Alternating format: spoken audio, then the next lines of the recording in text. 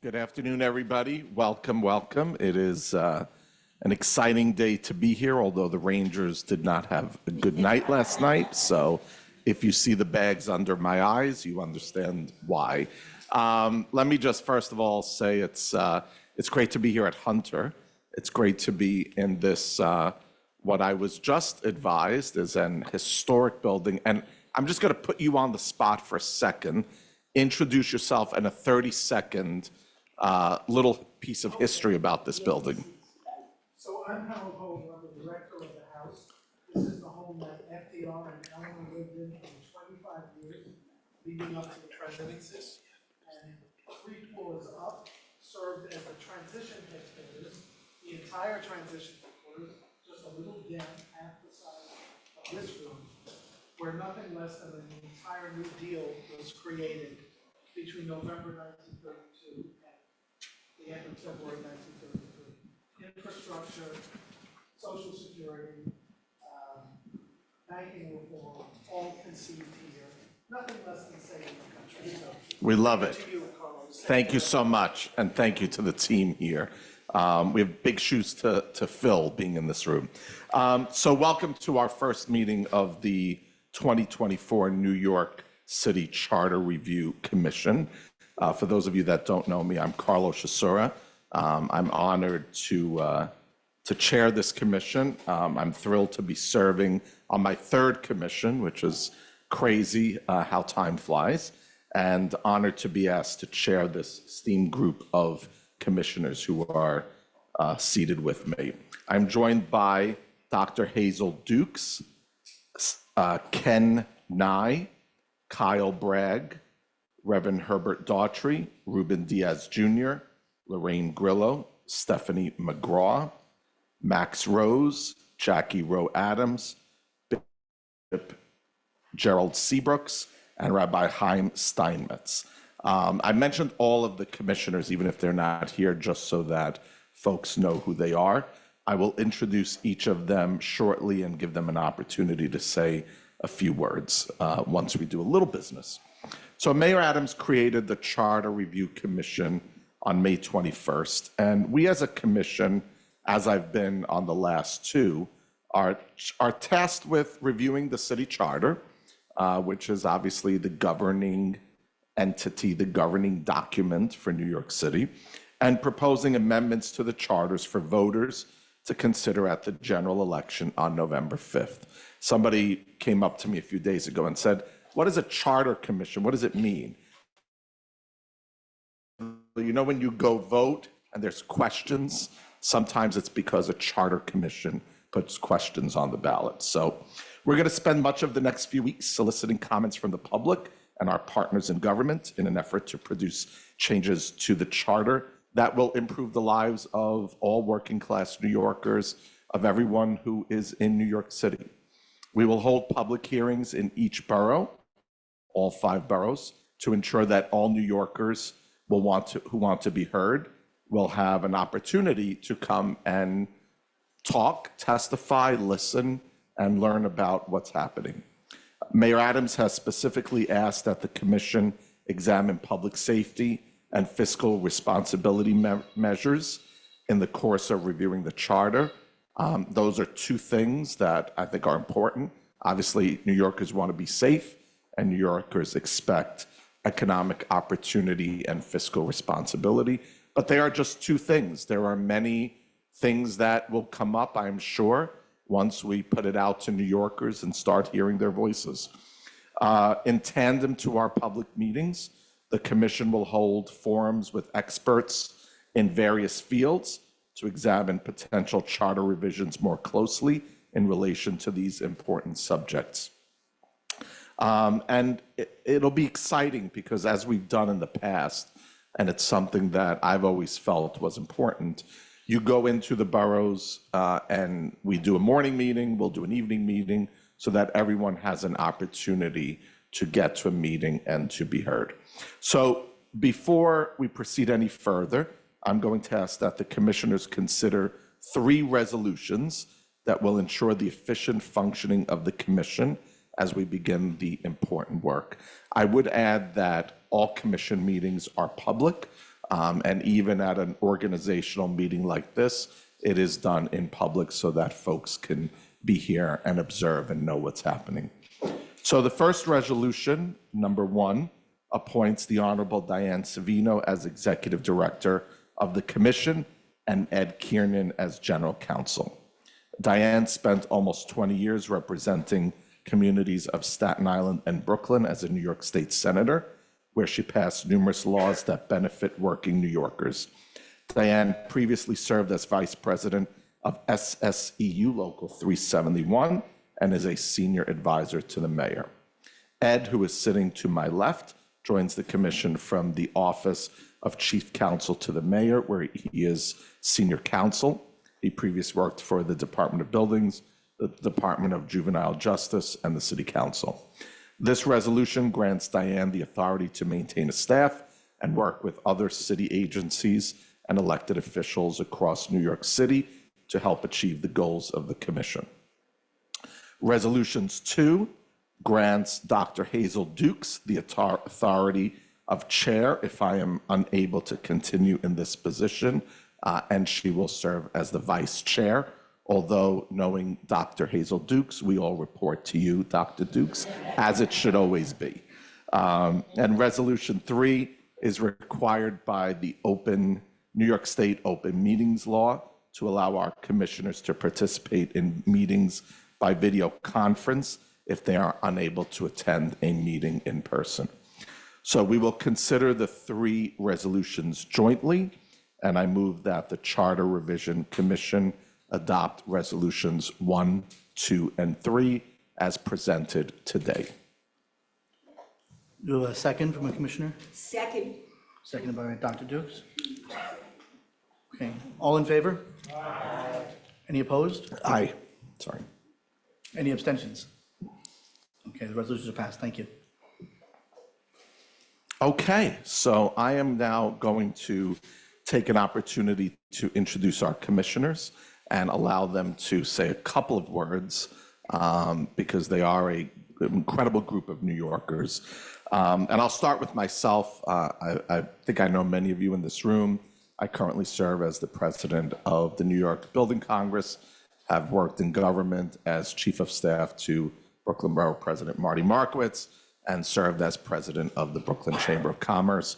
And as I mentioned, it is my 3rd charter commission. The first one was under Mayor Michael Bloomberg, where I was a member. The second one was under Mayor Bill de Blasio, where I served as secretary, and obviously this one under Mayor Adams, where I serve as chair. I guess the only thing the 3 of them can agree on is that I have fun on charter commissions, or otherwise. So let me start, of course, with Dr. Hazel Dukes. It's very difficult to provide you a bit of information about Dr. Dukes, but I'm going to be very quick. She's from Manhattan, is the president of the NAACP New York State Conference. She's a member of the NAACP National Board of Directors, a member of the NAACP Executive Committee, and an active member of various NAACP board subcommittees. She is as New York as they get. So, Dr. Dukes, would you like to say a few words? Good afternoon. I'm honored and pleased to serve under this great mayor, Mayor Adams. I've had the pleasure of working in New York City government for 28 years and in Nassau County for 10 years. So I'm well versed on education. I am an activist. I am an advocate for the people of New York State. I had the pleasure of being the first woman to administer the oath of office to the first woman who's the governor for the state of New York. Just been appointed by her as a fellow at all of the SUNY school.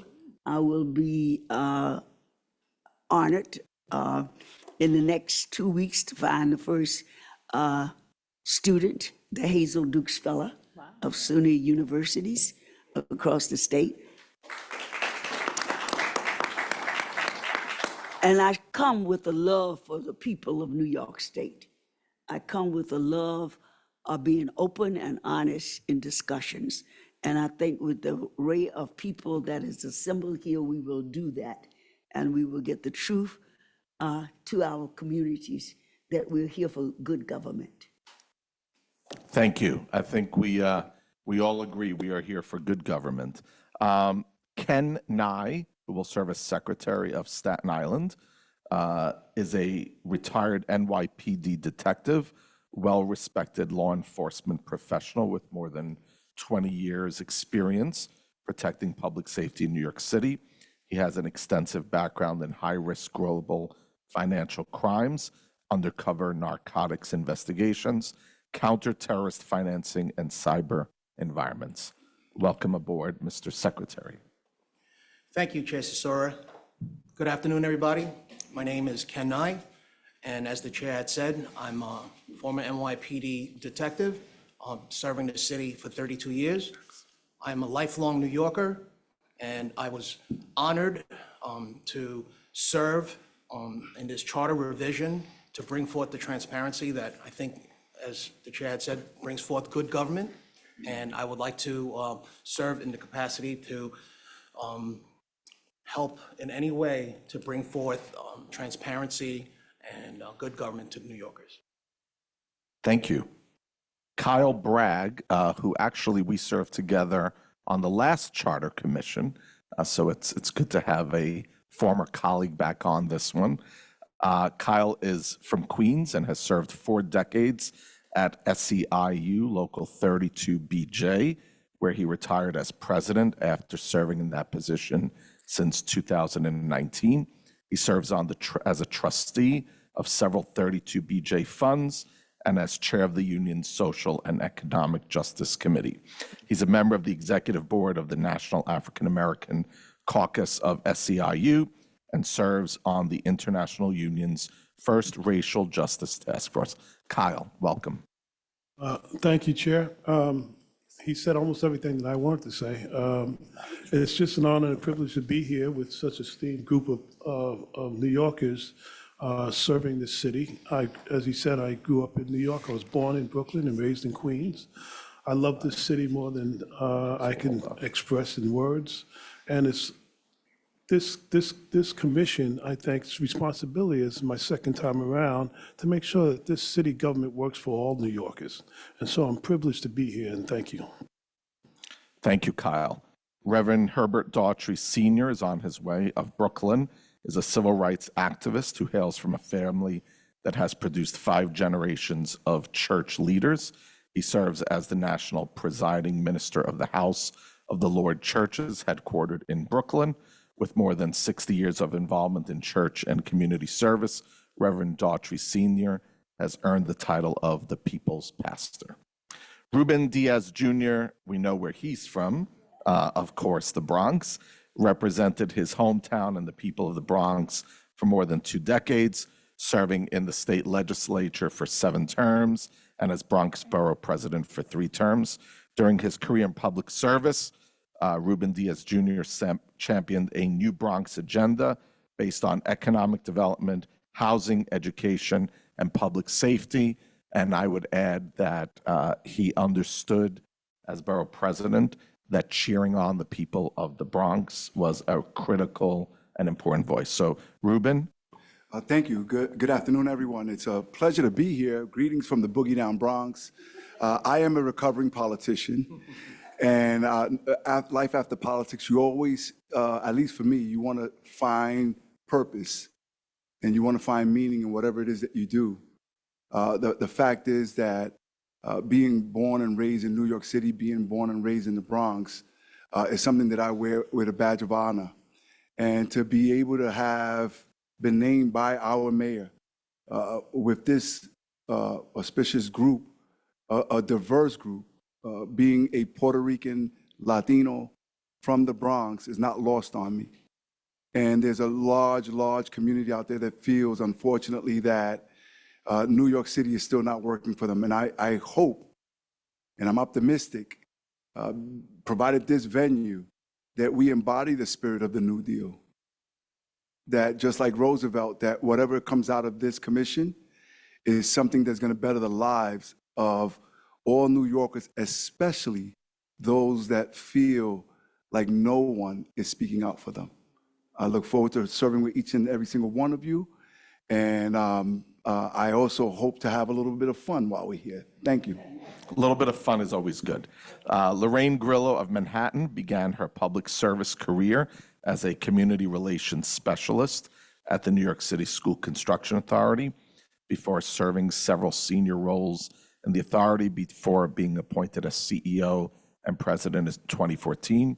She served as senior advisor to Mayor Bill de Blasio for COVID-19 recovery and as a commissioner of the New York City Department of Design and Construction from 2018 to 2021.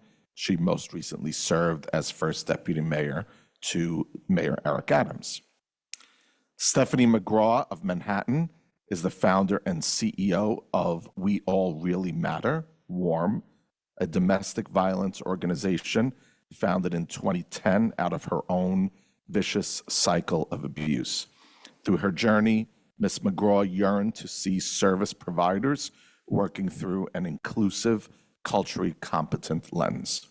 By establishing WARM, she became the first Black woman to create a domestic violence agency in Harlem.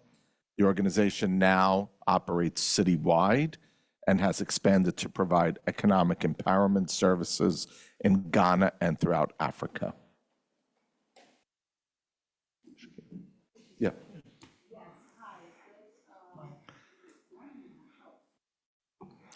Good afternoon. My name is Stephanie McGraw. I am so honored to be here with you all and such a privilege to be appointed to this. As a matter of fact, when Edward came up to my office, he said, "Whoa, I've never embodied someone so excited."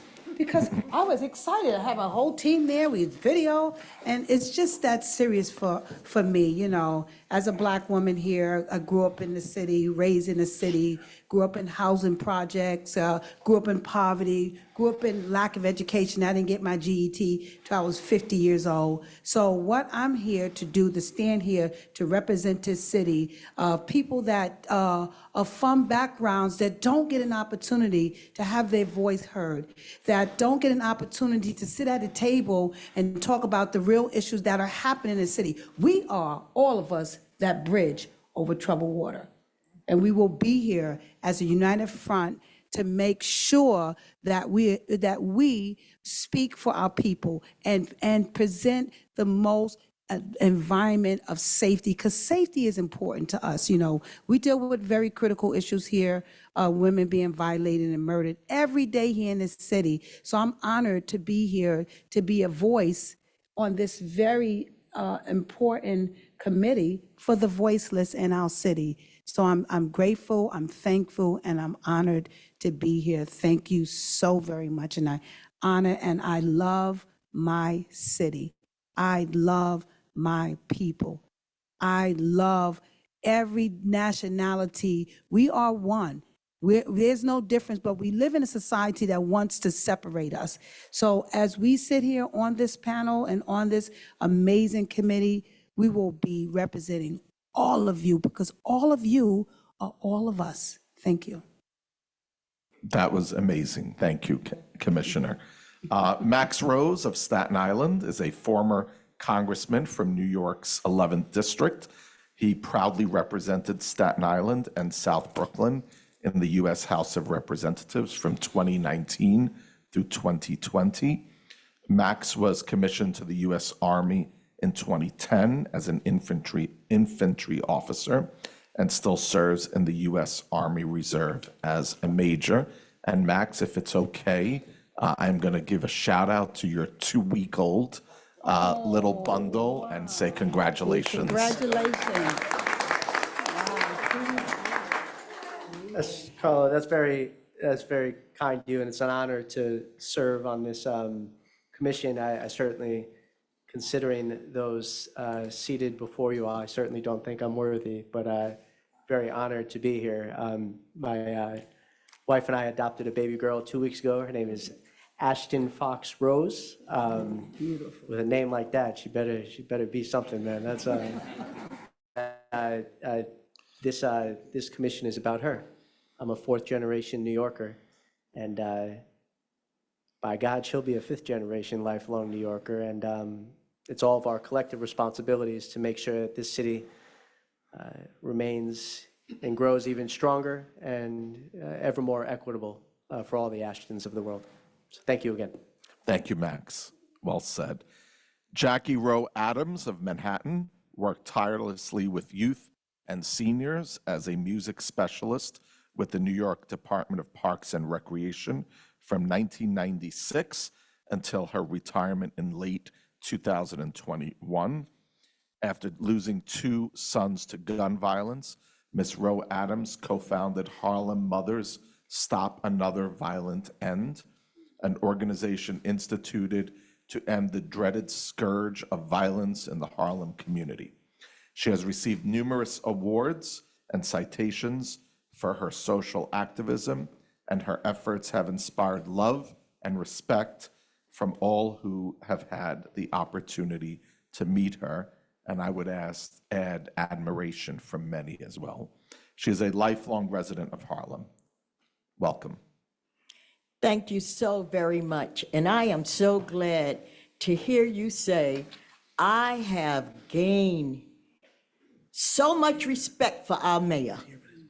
I just want to say thank you, Mayor Adams. Thank you, Mayor Adams, for putting this commission together, hearing our voice, and understanding that it is so important for our community, our city, to know what's going on. We have been silent for a long time because we didn't know what was going on. Now, we're here today to say to the world, because the world is listening, that we are going to make a difference and we are going to be fair and let the people in the community and the city hear what's going on. When you talk about public safety, I am a mother who lost 2 kids to gun violence, but I couldn't bring my kids back. So I decided let's start a support group with mothers and fathers. Let's deal with the safety issue. And that's what we've been doing. But again, I can't say enough. Thank you, Mayor Adams. From day one, he's been helping organize our group from 2006. So this is not new. But we finally are at the table with a great team on this charter revision for our voices to be heard, for us to be the voice for the voiceless. So what we need is for everybody to pay attention and know that we the right team. I was the president of DC 37, Local 299 for 18 years. And we dealt with a lot of information, and especially charter. And we got the message out there. I was the president of School Board District 5 for 10 years, and we got the message out there. We worked with the community, and all they want to know is what's going on. We didn't hide anything. And you know that song, What's Going On? So that's why we're here today, and we will be here to make sure all of you play a part in your community and in your city and some in the world. So thank you again, Mayor Adams, for having that vision and understanding the need for the community and the cities to know what's going on. Thank you. Amen to that.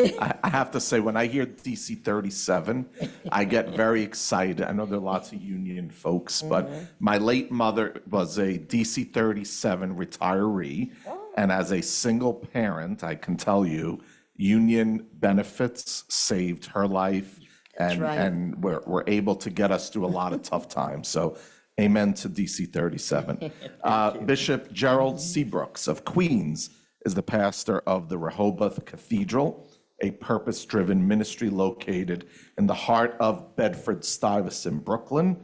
Now, of course, Bed-Stuy we know is the center of New York City, but as a Brooklynite, I can say that. Bishop Seabrooks has actualized the holistic approach by serving humanity both spiritually and socially. He is also currently employed as a licensed guidance counselor and pedagogue by the New York City Department of Education. He served as executive vice president of a prestigious community multi-service corporation for over 25 years. Well, let me say I retired from the Board of Education.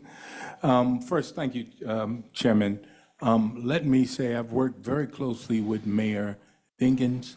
I worked very closely with Mayor Bloomberg to, number one, stop crime in the African-American community. Worked very closely with youth. My mentor sits here today, Dr.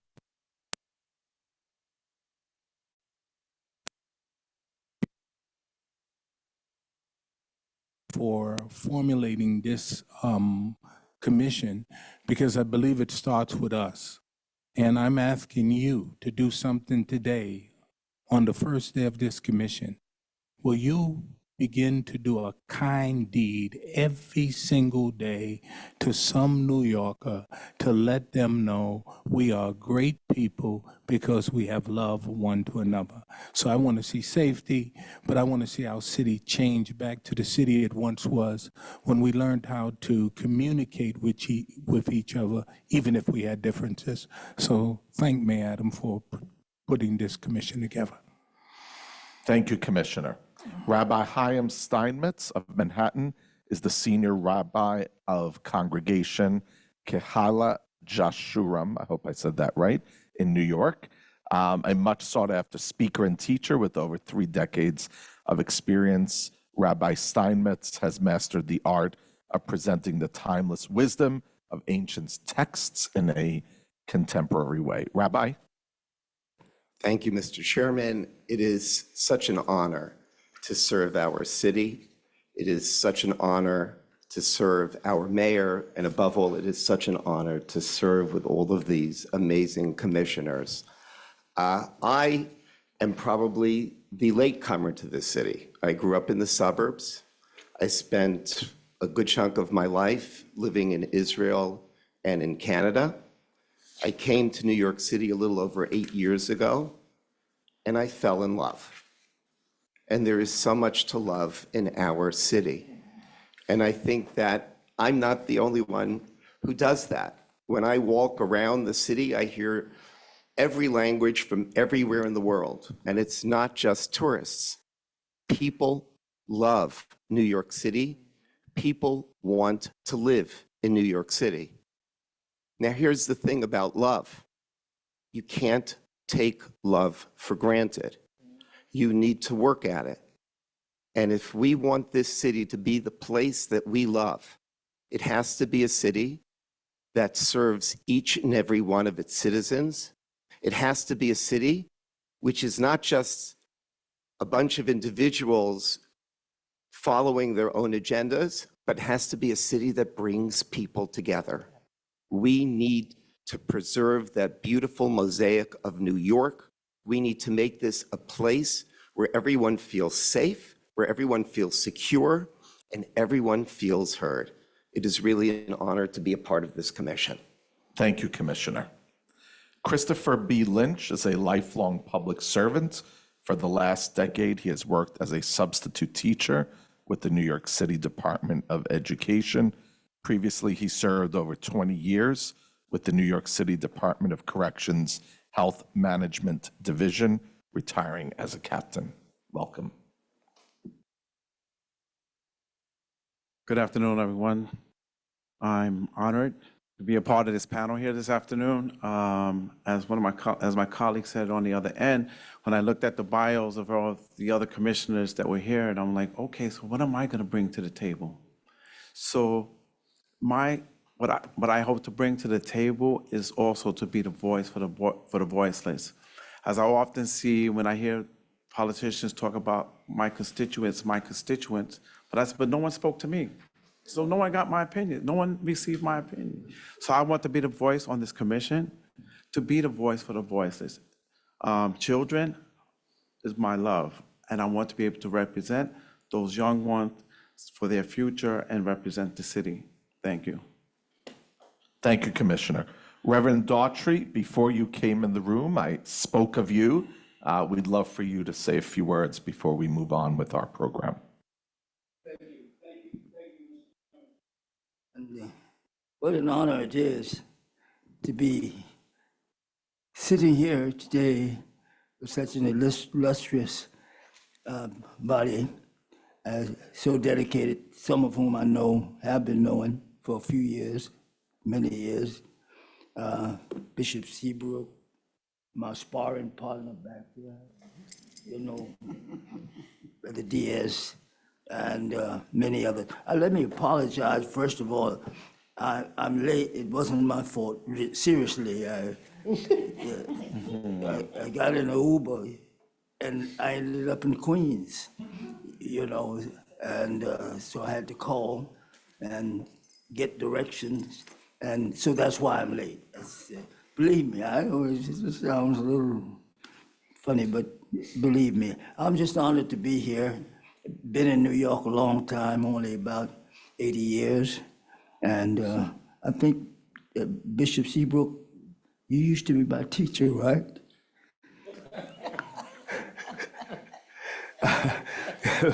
about, I don't know, maybe Dr. Hazel Dukes used to be my, but I'm just honored to be here. And whatever way, for a long time now, I've been on this mission to save the planet, save the people.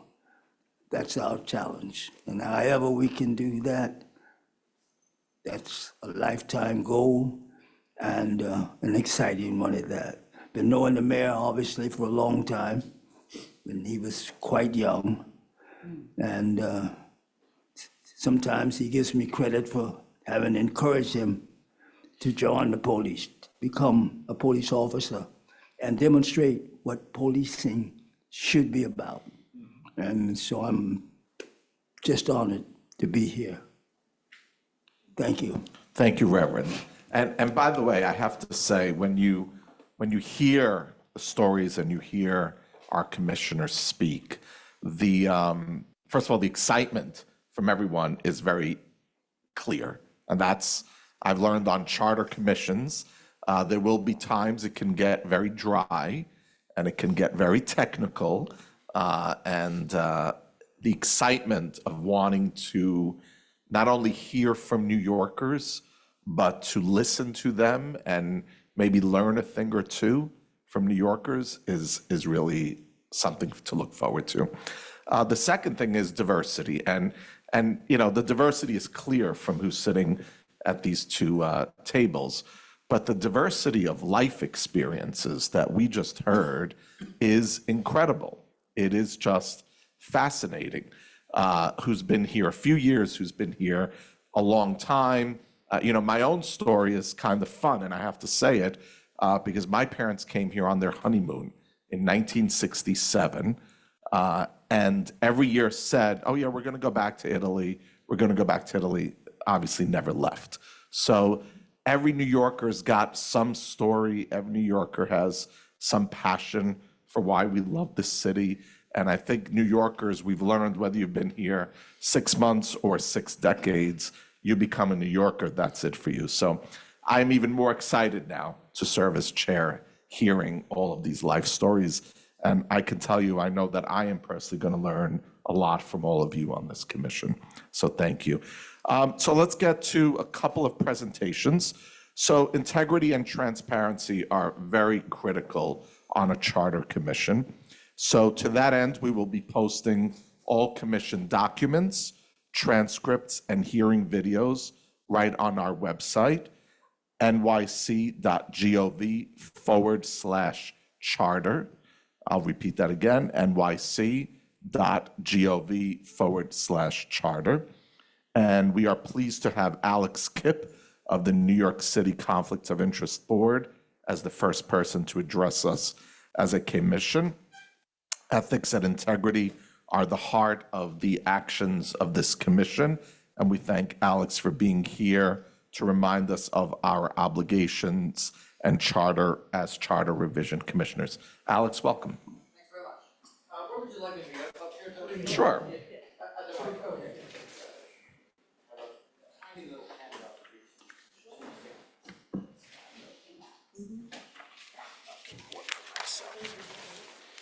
Okay. I'll pass these out. Thank you. Okay, hello, everybody. Thanks for the introduction. My name is Alex. I'm with the New York City Conflicts of Interest Board. I've been asked to just present about 20 minutes on kind of an overview of Chapter 68 of the City Charter, the Conflict of Interest Law, talking about how this law may possibly intersect with your service here, and also to offer our resources when you've got questions. First, let me say thank you. Thank you for your service. It was the Charter Revision Commission from '86 to '88 that created the New York City Conflicts of Interest Board. I then started working there sometime later, and then in 2010, it was the Charter Revision Commission that made training in this law mandatory, which gave me very good job security. So, nice work. In any case, let's focus in first on how you can use us. The most important thing, and this is in the notes of the Charter Revision Commission from '86 to '88, the most important thing that a conflict of interest board can do is prevent conflict of interest violations. And that's through a combination of training and advice, and that's what our outputs show. Thousands of people served in training and advice every year trying to prevent any kind of violation of the conflict of interest law. One most important thing we do, and we're easy to get a hold of. If you see on the back of the handout, you see our telephone number, you see our website. Anybody subject to this law can call us up 9 to 5, Monday through Friday. You'll get an operator. You say, I want to speak to the attorney of the day, and we'll talk to you right then and there. And what you should know about that conversation is it's always free. That's good. And it's always confidential. What does that mean? Well, when they enacted this conflict of interest board around 1990, they wrote in the statute, the thinking was, we want this conflict of interest board to be asked a lot of questions. And if the board can blab about the questions, nobody's going to ask them the questions. So by law, we have to keep your requests for advice confidential. We can't talk about our answers. We can't talk about your questions. We can't even confirm or deny that you called us for advice. And that way you have a safe place to discuss your proposed activities, and no one will ever know except you. And we will always give you a copy of what we said in writing, and then that'll be your choice to share that advice that you got. That's just not something we can do, but you can do it, certainly. Now, caveat about the advice. There is one kind of thing, in life, not just in conflict of interest, when is the best time to ask for advice? Before I do the thing, right? Because if I break a bunch of laws and then I ask for advice on it, that's not advice, that's a confession, right? So we don't want that to happen. We want people to call us early, call us often. We want to avoid any sort of even accidental violation of the law, and we think we can do that by giving you advice for free, quickly, quietly. There you go. And that's the most important way we're going to interface with you, is giving you advice whenever you want it. If it concerns this law, we'll give you advice on it. Now, let's move on to what we need to know about the conflict of interest law from the perspective of someone who serves on the Charter Revision Commission. I've highlighted on the handout just a couple of the bullet points I'll go over. There's 20 bullet points on here. There's only a few we really need to talk about.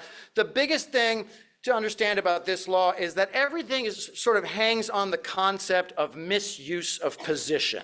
That's really what drives everything in the conflict of interest law. Now, one small note to that is that while the law thinks of basically every public servant, part-time or full-time, as the same, the expression of that law is going to be a little bit different when we think about the facts. And that's going to be true here. And I'll give you an example when we think about misuse of position. The common notion of misuse is the one that you could just pull from a headline like, hey, I've got authority over you. Give me free stuff, or I will use my city authority to, intimidate you, or to write you a ticket or fine you or whatever. Right? That's a misuse of position. I think everybody knows that. The more interesting thing is about ethics laws in government post-Watergate, which is when a lot of reforms happened in ethics laws in America, began to be concerned with this notion of the appearance of impropriety, questions of integrity that might arise if I, the public servant, act take an official action where the result of that action would be a benefit to myself or an associated party. Now, we get into an interesting area here because misuse of position, I'm going to contrast two different kinds of ideas. So the conflict of interest law, most it was written thinking about these people who work full-time for the city like me, the 325,000 people who devote most of their lives to public service, and then they've got like a side hustle, right? They're an adjunct professor, they maybe own a small business, they sit on the board of a not-for-profit. For you, that's reversed, right? This is the side hustle. It's a very important side hustle, but it's a side hustle. Yeah, and then you've got this robust outside life with businesses, positions, clients, all that kind of stuff that you had before, and you're going to continue to have. So let me now pose up this kind of hypothetical. For me, the person who works in city government full-time, let's do a little hypothetical here. Let's say the Conflict of Interest Board where I work, let's say they were looking to hire another lawyer. Mostly lawyers work at the Conflict of Interest Board. My brother is a lawyer. He hates his job. That's actually true. And I say, hey, why don't you apply for a job at the Conflict of Interest Board? Now, my duty of recusal is so broad that not only can I not recommend my brother for a job at my agency, I can't interview him, I can't even be a part of any search where my brother is one of the candidates. That means I can't even interview anybody else who's competing with him for the job. It's a total recusal. I want to contrast that now with what happens when an entity that you're associated with, like let's say your primary employer, wants to participate in a public meeting. Do you have a duty of recusal? And the answer is you do not. You are going to continue to serve on this board at this meeting, ask the questions, and continue as a board member like anyone else does, whether it was your employer or somebody else who was participating in the meeting. So that's a fundamental difference. You're going to participate like anybody else. You don't have a total recusal. The one thing that the board cautions is that when you participate in a meeting where your employer is also participating in that public meeting, a meeting subject to the open meetings law, which is primarily what this commission is going to do, then you make it clear that you are serving solely in your capacity as a commissioner here. That's it. It's just like, hey, that's my employer. I'm here doing the Charter Revision Commission business. There we go. Good to go. Now, I'm going to contrast that with the following hypothetical, which is, what if in some maybe more rare instance, there is a meeting that is not subject to the open meetings law, where commission staff and maybe commissioners themselves or some commissioners themselves might meet with my employer, and I am also a Charter Revision Commission member. That non-public meeting, that meeting not subject to the open meetings law, is one that I may not participate in. I can't set up the meeting for my employer. I can't participate in the meeting. That would be a violation of the Conflict of Interest law. So this body can certainly have that meeting with that entity, but I'm not the one who participates in that meeting. Now, third interesting thing. There's a whole question of resources. So that's bullet point number one, misuse of position. Bullet point number two talks about misuse of city time and resources. Now, for the full-timers like me, the expression of that, when you see it, you usually see it in an enforcement case when a public servant has devoted some amount of city time and resources to some sort of outside interest. Maybe they're running a business out of their city office, which could be practice of law or could be something much smaller. I've seen people get in trouble for all kinds of things, running a kind of a storefront while they were on the city clock. One person got in trouble running a travel agency from their city desk, which is what decade was that? But in any case, but a question of resources comes up, can come up. What about the reverse? Could my outside employer, if I'm a Charter Revision Commission member, could my outside employer devote its resources to help me further the work of the Charter Revision Commission? And the answer is yes. That is not a problem whatsoever. So having your outside organization type up bullet points or do some research or do some copying or set appointments, whatever that stuff is, that is allowed as long as it's clear that the reason that that is happening is the benefit to the Charter Revision Commission. And then one asterisk to put on all of this is just beware of confidential information. I can't pass confidential information on to anyone who's not supposed to know it, and that would include my outside employer. Now, what if my outside employer says, hey, what happened at the public meeting? Can I tell them about that? Sure. I mean, I could tell them, hey, why don't you go read it in the news, right? But I could also just tell them that because that's public information.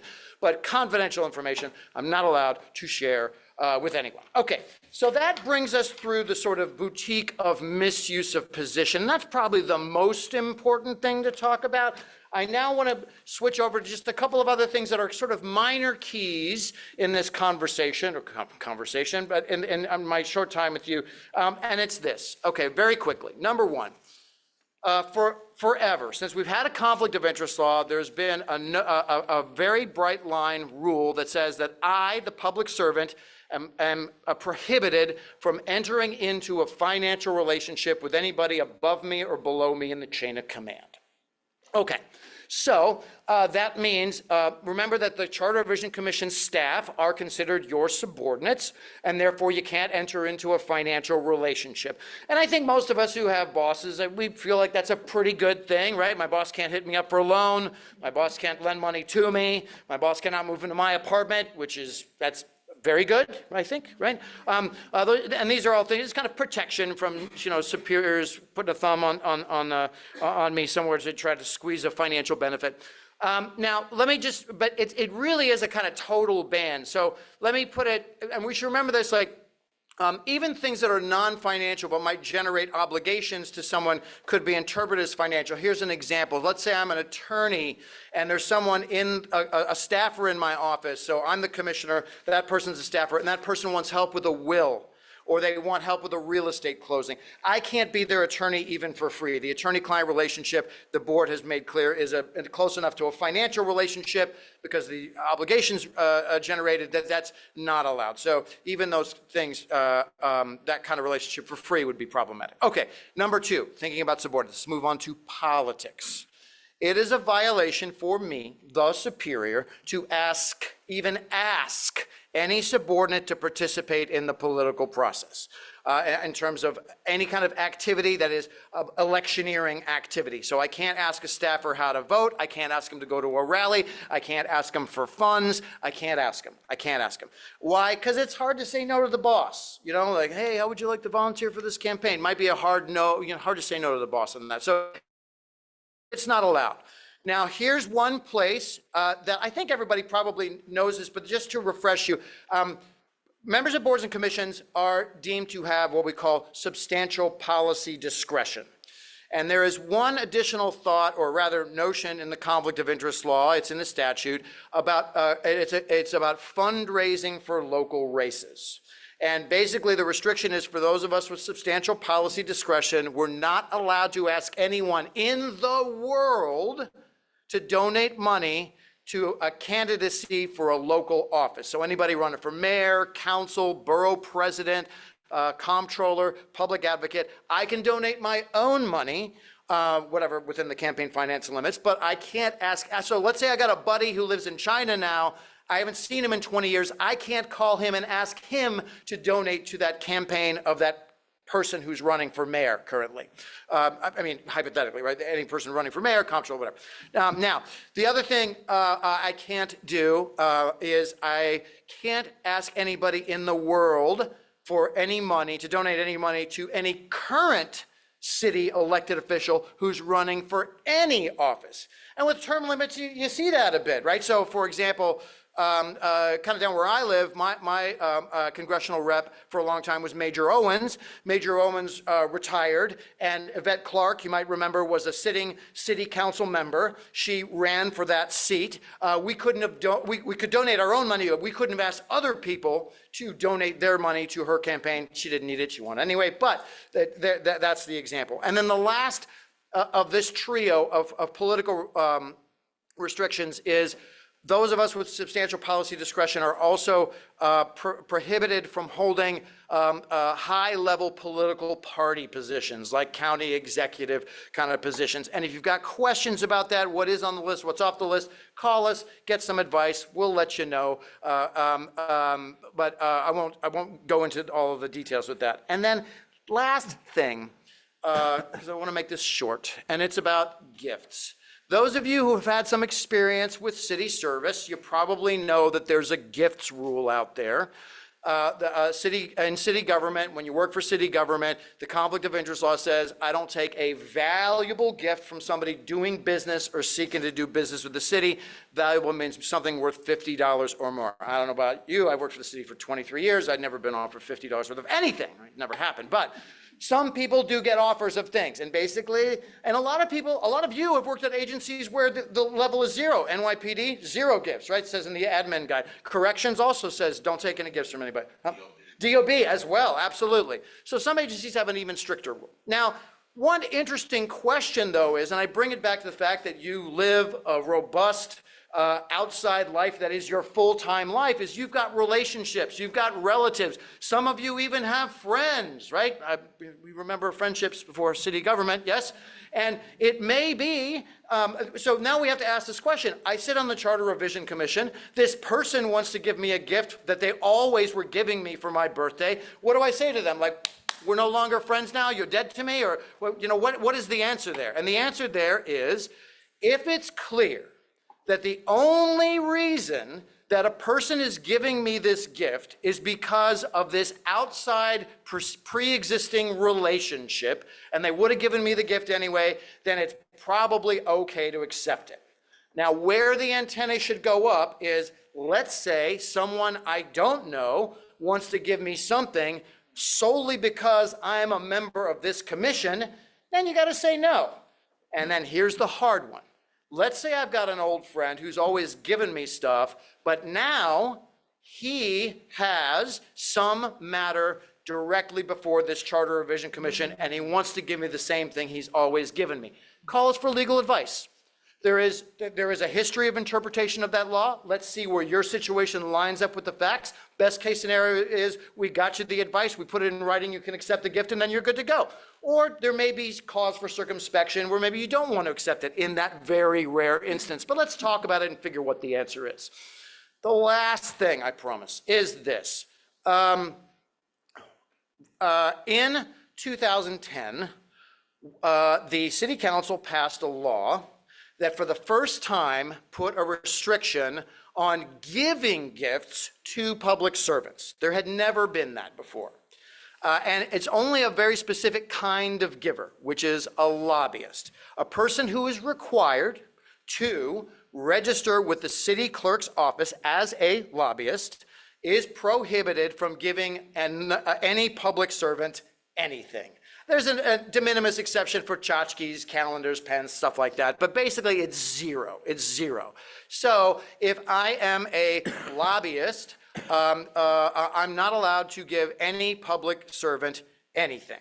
And if I was, say, a lobbyist who served on a Charter Revision Commission, I think the giving of things to my fellow members might require some circumspection. In fact, I'm not sure how to think about it without it being a violation, but again, I'm not the legal advice person, so that would be a question to ask on a confidential legal advice call. But antennae should definitely go up, because remember, it had always been the case pre-2010 that if a member of the private sector gave the gift to the public servant was liable, the giver was not. But since 2010, and we've had a couple of enforcement cases on this, if the lobbyist gives the prohibited gift, then the lobbyist could be fined as well. We don't want that to happen to anybody, so people should call us. And here we go to wrap up. On the back, you will see our telephone number and our website. Think of this just, you talked about it was not going to be exciting for a moment. This is the boring part, right? But think of this time together briefly as just an introductory handshake. When they wrote the law 30 years ago, they said it's not supposed to be a gotcha. That's why we come out, we do these very quick sessions, and then you know enough about this law to call us whenever you need us. Call us early, call us often. We will give you all the advice you need to make sure that you never get tripped up by this conflict of interest law, and you can continue your very important work here. So thank you very much for your time today, and Godspeed. Yes, sir. Thank you. Thank you. Do any commissioners have questions? Yes, sir. And then I do as well. I am a delegate at large for the Democratic Party. Would that be considered a party position, and does that conflict with serving in this function? You know, I'm a little rusty on that, on the statute. It enumerates certain kinds of party positions. I think in the plain language guide, it may not even go into the details. It says, okay, says certain party positions. Delegate at large is not one that I've read in that. I haven't encountered it before. I think it says county executive, district leader. Delegate at large is not one, but I think just because you're kind of getting close, go ahead and give us a ring, because if it's a yes, it's going to be an easy yes. You file it away, you don't think about it again. Yes, ma'am. Yes, Jackie Bell Adams. I am a judicial delegate for the election. I think it's the same. I think it's the same answer, which is that delegate doesn't rise to that level. I'm almost like 95% sure, but just to make sure, give us a quick call. We can get that advice to you in writing. Yeah. So I want to touch on campaign contributions. Yes, please. Because I feel like that's something everybody Yep. gets hit up for. So I personally can give a campaign contribution Absolutely. to someone running for city council or whatever within the limits of the law, et cetera. Exactly. I cannot be on a host committee for somebody running for any city office. That is an excellent question, and I'm going to push that. I'm going to give you the favorite lawyer answer, Okay. which is like, it depends, and here's what it depends on. You're going to have to call us for legal advice, because I think what it's going to hang on a little bit is like, how many people are on this host committee? Is it like 100 people? Are you just on the letterhead and that's it? Or is it the host committee and now your name is signed at the bottom and these are imprecations going to specific people? There's been interpretively, there's been a tendency to not get people tripped up on what are essentially like non-acts, like being present in a room, for example. And we've faced that question a number of times, for example, and this is in the spirit of what you're asking. Let's say I'm not going to host the party, but my spouse, she is very politically active and always was. Could she host a fundraiser in the house we both live in? Can I attend it? Do I have to walk around with tape over my mouth? Like what's the standard? And the standard is I can attend, I don't have to leave, but it should be clear my spouse is the one running this fundraising party, and my spouse is the one who's going to make the request for funding. So here, I think the question is going to turn on what does host committee look like, and then we'll give you an answer depending on what the structure is. Does that make Right. sense? And then these rules, again, I say because I'm sure many of us will get hit up, do not apply if you're doing something for somebody running for assembly in Albany or Congress in DC, et cetera. That is correct. The fundraising restrictions are only for those two categories. Any candidate running for one of those local offices or any current local elected official running for Congress. But if you've got somebody else running for state assembly or Congress and they're not a current city elected official, there's no restriction. Yep, good question. I do have a question. Yes, ma'am. Yeah, I got an email about. Ma'am, could you flip that mic on just so we, yeah, thank Can you. you hear me? Oh, yeah. So I got an email about not talking to the press until after we have this meeting. How we will be instructed moving forward? I'm so glad that I'm not the person to answer that question. It falls outside of the aegis of the conflict of interest law. So it's an important question, but maybe Ed's got some thoughts on that. It's not under our authority. So sorry. Yes, sir. I didn't hear attendance at community meetings. Is there any restrictions? No, there's no restriction on attending community meetings. Any community meeting is okay? The way to think about it is there's a couple of things. One of them is a conflict of interest issue, which is just, and it's not as exciting as the question you're answering. It's not as interesting. It's just confidential information, right? I can attend whatever meeting and hang out with whomever I want, but I don't reveal confidential, non-public information. The other one is, and this is really just an internal thing about how these people doing this very important work then speak as a body about the opinions of this Charter Revision Commission. And so I'm not sure, so when I go to a community meeting, can I talk about my work on non-confidential work on the Charter Revision Commission? Certainly. Could there be a divergence of opinion what the commission officially thinks and what I think? Probably. And so maybe I should, and I don't know that this is a conflict of interest issue, but I should probably make clear in what capacity I'm speaking. But that again is not under Chapter 68. That's just, so people know in what capacity I'm speaking. Okay, any last questions? Alex, thank you very much. You've been a great help. Thank you. Good luck, everybody. Thank you. Thank you. Okay, we will now hear from Rachel Kane and Benjamin Miller of the New York City Law Department, who will present on the function and history of the city charter and some of the past work of past charter commissions to help frame our discussions as our commission begins to look forward. Good afternoon, everyone. So I'm going to give a brief introduction to the charter itself and a little bit of history, and then my colleague Ben Miller is going to talk about the work of the commission and the role, how the charter can be amended. So the charter is a document that basically sets out the structure, powers, and responsibilities of city government. It's intended to be what's referred to as a short form document that sets out general authority, responsibilities of agencies and elected officials, and the kind of general basic processes of government. For the most part, it doesn't contain the details, the sort of day-to-day workings of government, or the requirements that are imposed on individuals and businesses. Those kind of details are usually set forth in the administrative code or in rules that are promulgated by agencies. There are exceptions to that. So for example, Chapter 79, which is one chapter that was fairly recently added to the charter, relates to the Office of Community Hiring and contains basically very specific provisions about that office. So there is some variation in terms of the level of detail that is set forth. Just to give the sort of general legal context for where the charter fits in, generally in the United States, local governments get their legal authority from the states that they're located in. In New York State, the legal framework for municipalities is set by the state constitution and state law.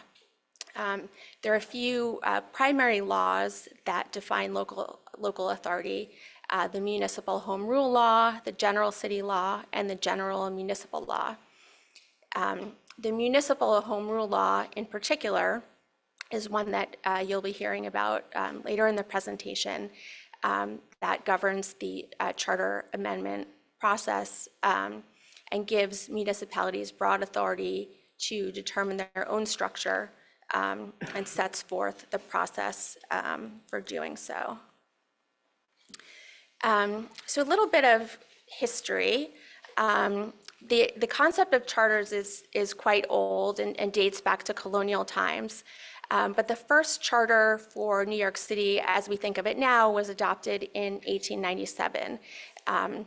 That was just following the creation of Greater New York, which was formed by combining the former cities of Brooklyn and New York and other municipalities into generally the city as we know it. That charter was very long and had a lot more detail than our current charter. There were many amendments made by state law in the early 1900s, but it still was a lot longer and more detailed than what we have today. The first charter in the style of what we call the short form charter that we have today was implemented in 1936 by a charter revision commission. It was much more focused on kind of the broad structure, and a lot of the more detailed provisions were moved into the administrative code, which was adopted shortly after that 1936 charter. There have been a number of charter revision commissions over the years, ranging from 1961 through several in the 80s, several in the thousands. The most recent one was the Racial Justice Commission, which was appointed by Mayor de Blasio in 2021, and its proposals were approved in 2022. So now I'm going to turn to just a very brief overview of what is in the charter. So the beginning of the charter, the first few chapters are mostly organized by elected officials. So there's chapter 1 that covers generally the powers of the mayor, chapter 2, the city council, chapter 4, the borough presidents, chapter 5, controller.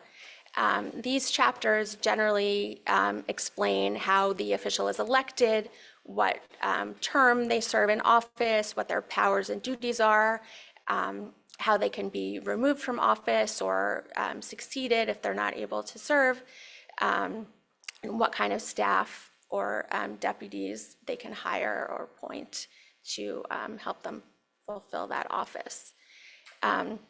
Then there are many chapters that set forth the basic processes of city government. So the budgeting, spending, administration of city property. So you can see there's a chapter about the expense budget, there's a chapter about tax appeals, city planning, capital projects, budget process, the independent budget office, obligations of the city, procurement, which covers purchasing by the city, franchises, and city property generally. And then the rest of the charter mostly consists of chapters that correspond to specific agencies, offices, and departments. So there are more than 40 chapters that each cover a different agency. And similar to the chapters that cover the elected officials, they'll cover topics such as the appointments to that agency, the agency's authority to promulgate rules, in many cases, the power to issue subpoenas seeking information, the power to enforce rules and laws within the scope of that agency's authority. And then there are a number of other chapters that cover specific processes or requirements that are applicable to city officials and agencies. So one of those is Chapter 68, the Conflicts of Interest Law that you just heard a lot about. There is also Chapter 45, the City Administrative Procedure Act, which sets forth the processes for agencies to promulgate rules. Chapter 46 covers elections and voter assistance. Chapter 47, public access to meetings. So that's the open meetings law that you've heard reference to. Chapter 50 generally covers term limits and qualifications. Chapter 54, collective bargaining. So these, we're not going through all of the chapters, but just to give you, just kind of orient you and give you a sense of what kind of topics are covered and how the charter is organized. Now I'm going to turn it over to Ben Miller, who's going to talk about the process for amending the charter. Thank you, Rachel. Okay, so as you probably got a sense from Rachel's overview, the charter is really the closest analog that the city has to a federal or state constitution. But unlike those documents, the charter is a fluid document that is amended relatively frequently. There are 4 ways that the charter can be amended. It can be amended by local law, which includes a local law passed in the normal procedure, passed by the city council, signed by the mayor, or a local law that, due to its subject matter, can only be passed with the approval, voter approval by a referendum. The charter can be amended by state law, and then the charter can be amended directly by referendum, either by a voter petition or by a charter revision commission, which is what we are here for today.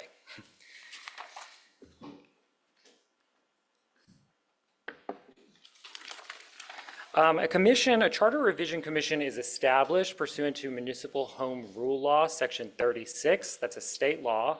That section sets forth a few ways that a commission can be established, including by the mayor on his own prerogative.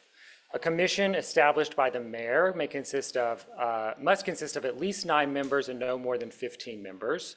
The mayor selects the chair, vice chair, and secretary. All members of the committee must be residents of New York City, so hopefully you all are New York City residents.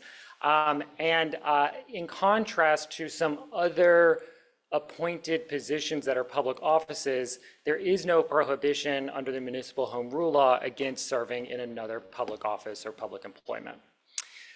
Commissions are not permanent. The commission expires on the day of the general election on which the commission submits proposals to the voters. Unless the commission does not submit any proposals to the voters, in which case the commission expires on the date of the second general election following its establishment. I think the intention and the expectation is that this commission will submit proposals for consideration this November, and so it will dissolve on the day of the election. The powers of the commission. A commission may hire employees and consultants, may conduct hearings, take testimony, subpoena witnesses and documents. The commission may propose amendments to the charter that could be adopted through regular local law, or only those only amendments that would require a voter referendum as well. The commission may choose to propose a broad set of amendments that essentially overhauls the charter or rewrites it, or focus on only particular areas or subject matters. And the commission may propose amendments to voters as a question, a series of questions, or as alternative options. There are some limits on the powers of a commission. These I think are sort of logical and intuitive. A commission may not propose amendments beyond the scope of the city's local legislative powers as set forth in the state constitution and the Municipal Home Rule Law. What this means is that the commission may not propose changes to the charter that would be inconsistent with state law, and also may not propose changes that would intrude on subject matters governed exclusively under federal law or state law. This is the concept known as preemption. A commission must review the entire charter. Now, as I just said, although you're required to review the entire charter, you're not required to do a complete overhaul, and the more common tactic is to only make some changes to some parts of the charter. If the commission, skipping ahead to that, down one bullet, if the commission determines to leave part of the charter unchanged, it must issue a report explaining why it determined to leave such part unchanged. Past commissions have handled this in a few different ways. In 2018, the commission directly addressed that requirement in its report and discussed some topics that it had considered, but ultimately determined to defer to a future commission. Whereas in 2019 and 2021, the report essentially just explained why the commission chose to focus on particular topics, and sort of by implication, that explained why they chose not to focus on other parts. The commission is required to file its proposals with the city clerk in a timely manner so that they may be transmitted to the Board of Elections at least 3 months before the day of the election. This means that at the absolute latest, they must be transmitted to the city clerk by August 5th, 2024, as the election is on November 5th, but advised to give a little cushion. We should aim to have them in to submit it to the city clerk by the end of July.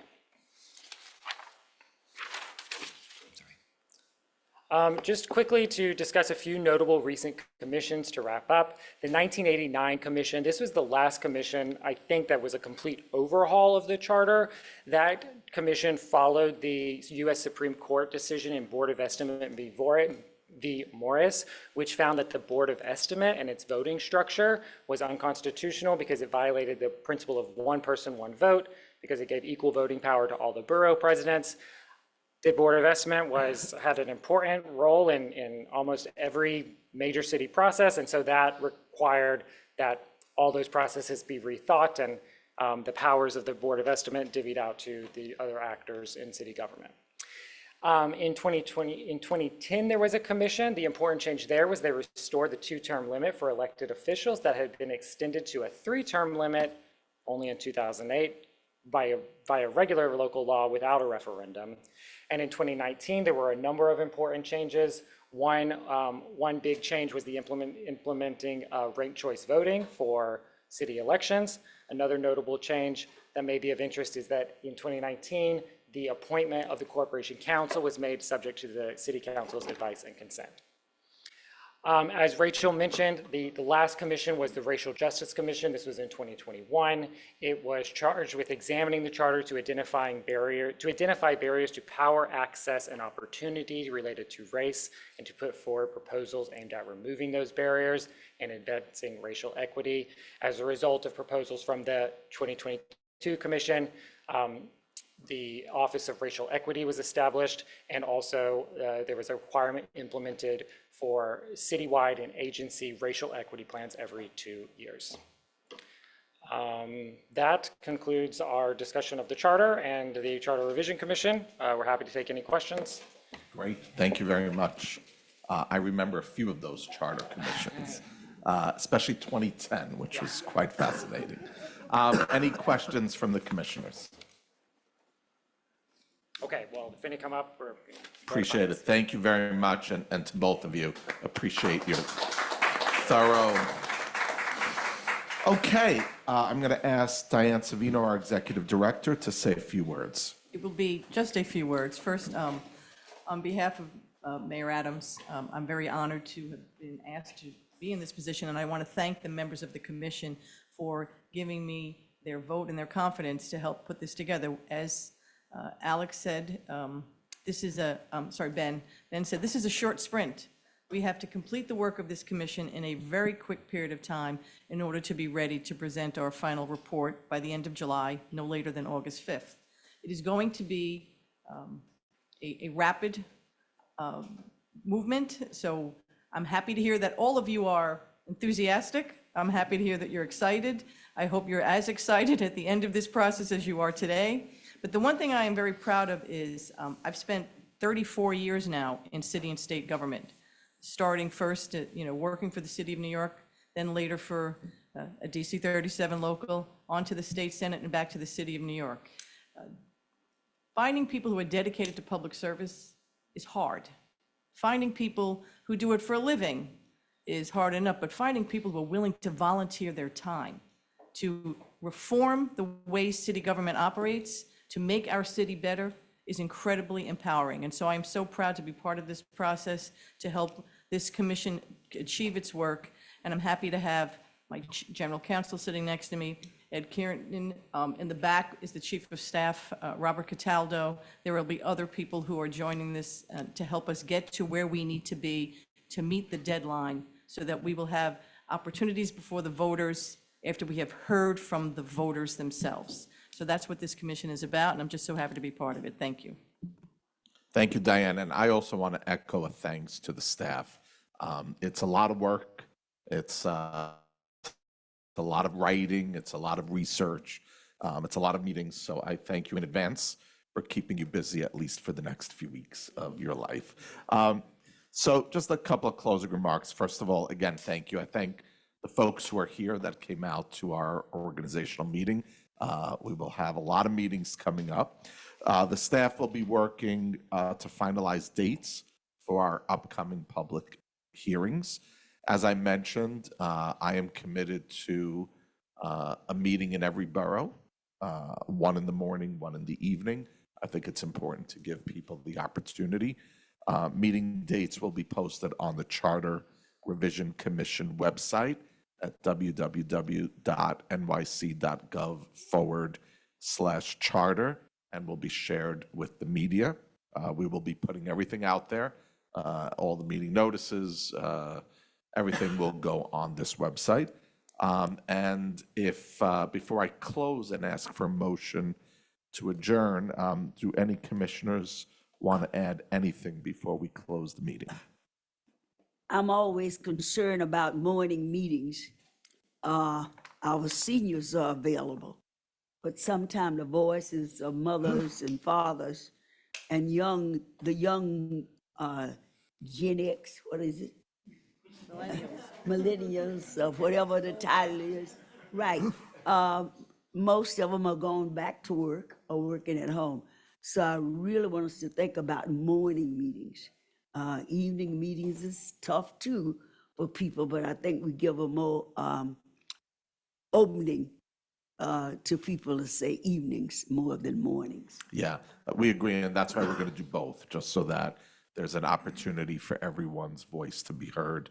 Obviously, you know, the world has changed since 2020. Remote opportunities and Zooms and all these things are out there, so we'll be looking at how to best allow people to participate and hear what's going on. And I think that'll be an important thing as well. We are going to do our best to be in locations that are accessible to mass transit and, you know, ways of getting there, and we'll do our best to accommodate everyone.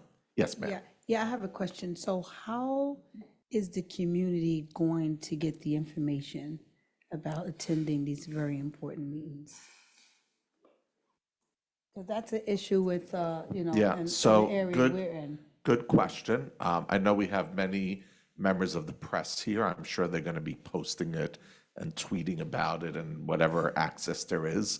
And that would be helpful, by the way, because it's important that New Yorkers know this. And do we get excuse me. No, please go ahead. I'm sorry. So do we get an opportunity to as well inform the people that we deal with in our Absolutely. community? 'Cause we go into some areas, we deal with a lot of the least of these, and we're working in marginalized community and underserved community, and a lot of times they are the last ones to get the information. A lot of times they don't even get the information. You know, when we're out in the city, in the streets, and we have an event and we ask our community, do you know that every precinct has a domestic violence unit?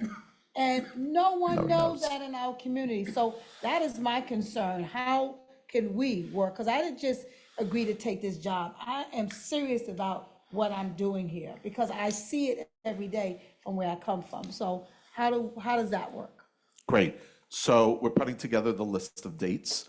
We will get it out in every means possible. We will do our best to get it to community groups, to community boards, to precinct councils. The public meetings, I think we're going to post it, right? Where?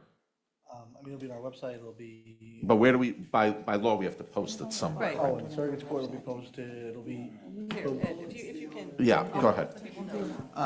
No, so there's a wide array of places where we're required to post it. You know, we send it out to every media outlet. It'll be all over our website, over the city's website, but we really rely on you as community leaders to get the word out. So, you know, I would add one important thing, and I think we should ask the mayor's office of CAU. They have various distribution lists. They should be sending out the notices of the meetings, et cetera, as well. Yeah, church would be a big avenue for information. Because most of, if the leaders get the information, then they can put it in bulletins or speak on Sunday morning about the meetings that are being held.